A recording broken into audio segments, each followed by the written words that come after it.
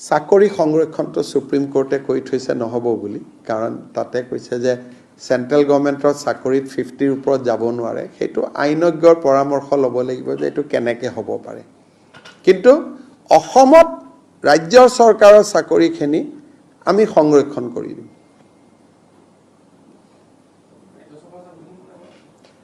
আমাৰ যিখিনি অসম গভৰ্ণমেণ্টৰ চাকৰি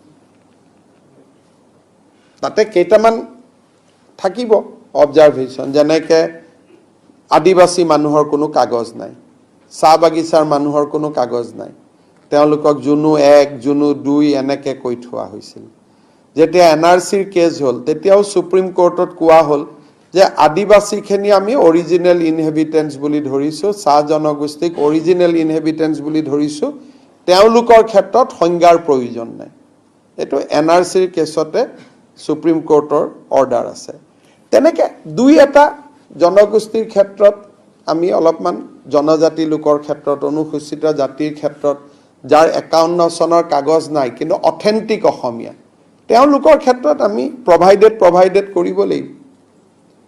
ধৰক এজন মিচিং মানুহৰ, তেওঁ একদম চৰত আছিলে, চৰ মানে সেই সময় 51ৰ তেওঁৰ লগত কোনো কাগজ নাই, কিন্তু তেওঁ চিডুল টাইপ, গতিকে তেওঁৰ পৰা কাগজ বিচৰাৰ প্ৰয়োজন নাই, তেওঁক আমি ডিম টু বি আছামিজ কৰি থ'ব পাৰোঁ। গতিকে এই ক্ষুদ্ৰ ক্ষুদ্ৰ কথাবোৰ যাতে ই কোনো বিভেদৰ বীজ নিসিঁচে, ক্ষুদ্ৰ ক্ষুদ্ৰ কথাবিলাক আমি আছুৰ লগত পাতি ল'ম। বাট গোটেই এপ্ৰ'চটো আমি এটা পজিটিভ লাইনত আগবাঢ়ি যাব খুজিছোঁ। মই দেখিলোঁ ৰিকমেণ্ডেশ্যনবিলাকে বাকী মানুহকো কোনো অশান্তি নকৰে।